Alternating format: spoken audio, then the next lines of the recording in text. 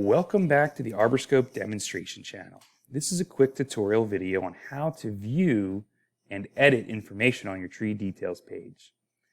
Let's say you know what tree ID number you're looking for. Well, we can come up here to our Jump To button and we can come over to our search pane. Let's type in number 154. We would select Go and that'll take us directly to our tree details page for number 154. But let's say we didn't know what number it was. We just knew where it was located in the landscape. Well, that's easy. We come in here and we can double click on our cluster bubbles and it'll zoom in and we can pan around the map and try to find the tree we're looking for. And we know it's right here in front of this hall, number 154. So we can click on this. The bubble's going to populate. So we can click here, this hyperlink that's showing up. That'll take us to our tree details page. Or we can also click the View More Details button here that's turned green. When we click that, a new tab is going to open displaying the tree details page for number 154. So on this page, we have all the information associated with this tree laid out very easily to read.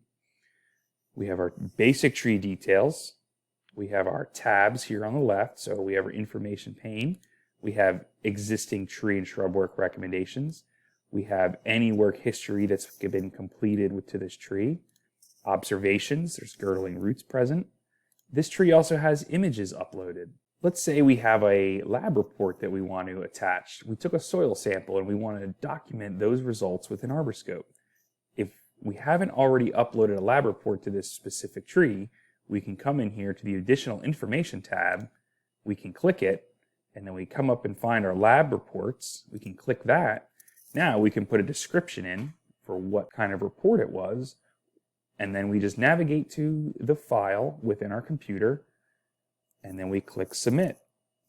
And then you'll have a new tab populate for files and lab reports. Let's say we want to add more images to this tree. We can come on here on the Images tab, we go over to our gray pencil, and we can pick what kind of image it is, give it a description, and click here on the Choose File and navigate to our file image on the computer. We then click Submit, let ArborScope upload, and there you go. You've got a new image. And lastly, on the tree details page, if you're working in a sequential order, you'll notice there's also Previous and Next buttons. So let's say we want to go to number 155 or the next tree in the inventory, which is actually number 156, which means that 155 has been archived from this ArborScope inventory. If you want to learn more about archiving trees, please watch that video. Thank you for watching. This has been a quick video on how to use the tree details page within your ArborScope inventory.